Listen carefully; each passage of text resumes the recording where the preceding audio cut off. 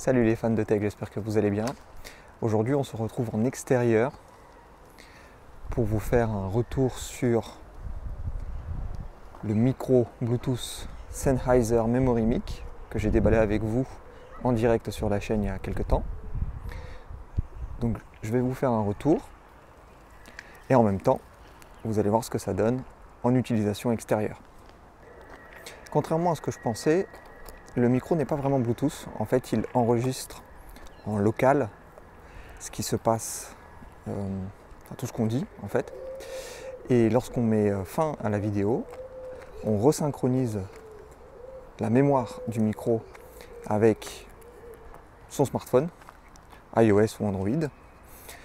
Et la synchronisation du coup va se faire tout de suite derrière, donc c'est pas en temps réel.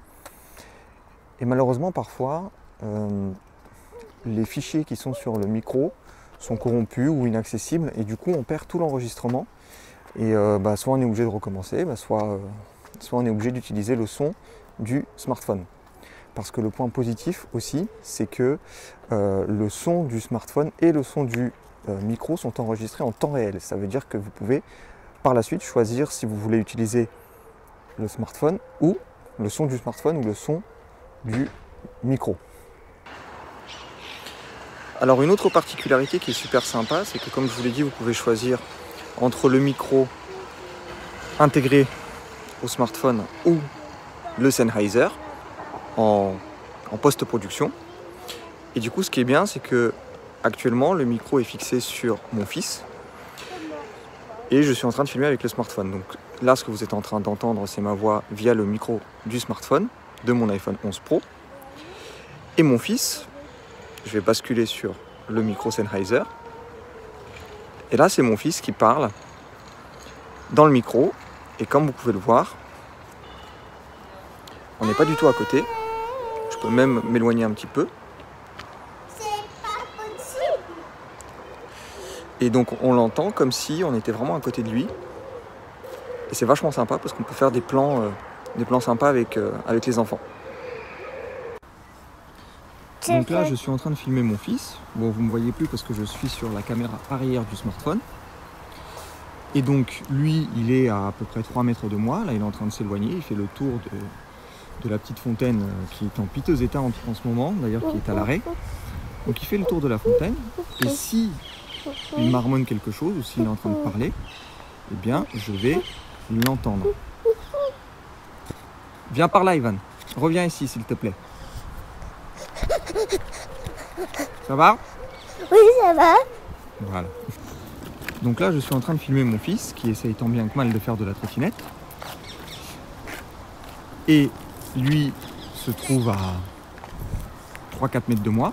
Bon, pas très très loin de moi, mais voilà, il est suffisamment loin. Normalement, si je lui demandais de me répondre avec le micro du smartphone, on ne l'entendrait pas du tout, ou alors de très loin. Alors, je vais lui demander de me dire quelque chose. On tourne à droite. On va par là. Voilà. Tu aimes bien faire de la trottinette? Oui, c'est bien. Voilà. Donc normalement, en post-production, étant donné que je vais utiliser le micro qu'il a sur lui, le Sennheiser, on va l'entendre vraiment comme s'il était collé à moi, ou comme si le téléphone était, la caméra en tout cas, était avec lui. Donc le son est très clair, très bon. Alors là, le micro est toujours sur mon fils, mais je suis repassé en caméra frontale pour vous faire part d'un point vraiment négatif.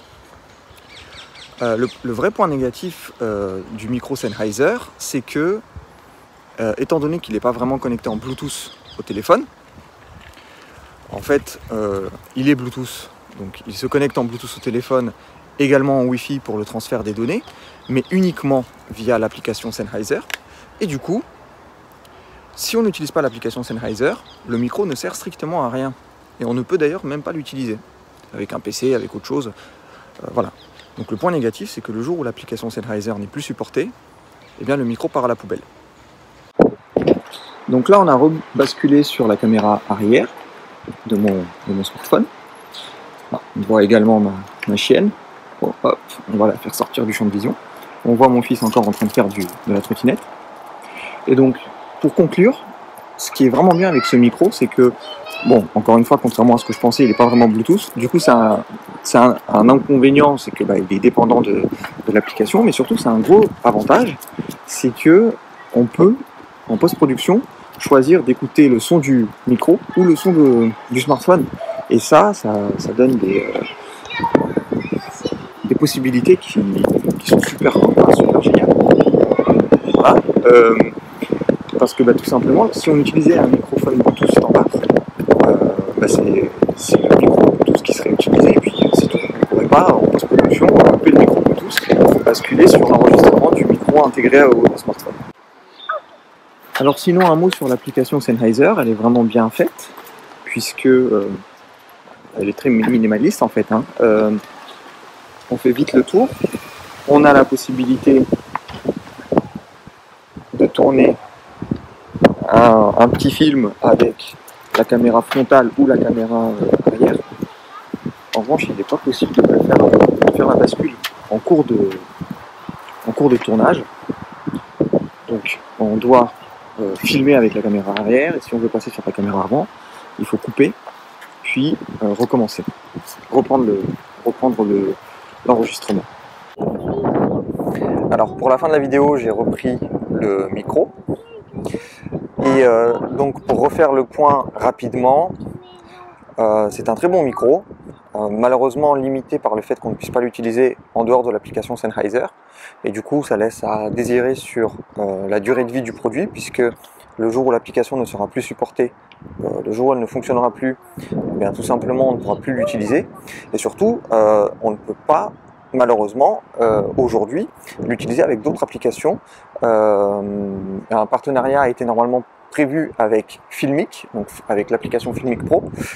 J'ai contacté Filmic parce que c'est l'application en fait que j'utilise au quotidien pour filmer, et il s'avère que malheureusement on ne peut pas l'utiliser avec Filmic, puisqu'ils ont arrêté leur collaboration. Ils n'ont pas réussi à intégrer l'utilisation du micro dans l'application Filmic. Donc voilà, super limité en termes d'utilisation. C'est pas un vrai micro Bluetooth. On peut pas le connecter à un PC, on peut pas le connecter à autre chose qu'à un smartphone ou une tablette à la limite.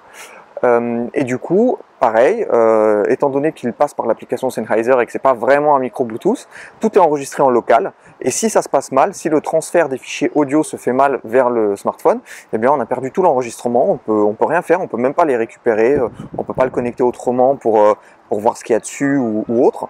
La synchronisation ne se fait tout simplement pas, et du coup on perd toute la prise. Ça c'est vraiment dommage. Sinon le transfert se fait en Wi-Fi. C'est utile de le savoir, c'est-à-dire que quand on va synchroniser les fichiers audio avec les fichiers vidéo, eh bien tout simplement on va se déconnecter de tout Wi-Fi, de tout réseau depuis le smartphone, et on va se connecter au Wi-Fi intégré du Sennheiser pour le transfert. Ça marche plutôt bien, à part les erreurs de synchronisation et la perte de fichiers audio, sinon ça marche bien. Bon, j'ai rien à dire là-dessus. Et qu'est-ce que j'ai d'autre comme point négatif? J'en vois pas trop. Les points positifs, c'est la baisse de prix, forcément, c'est les capacités de faire du montage en post-production en utilisant le micro Bluetooth ou le micro intégré du smartphone. C'est des choses qu'on ne peut pas faire avec, je crois, aucun autre micro. Donc ça, c'est vraiment sympa.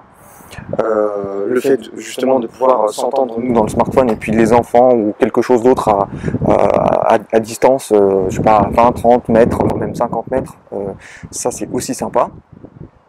Donc c'est un vrai point positif, et je pense que c'est vraiment le seul point positif qui va faire que je vais garder le micro, parce que sinon j'avais l'intention de le renvoyer, étant donné que le problème, encore une fois, c'est que le jour où Sennheiser va arrêter le support de son application, le micro va partir à la poubelle.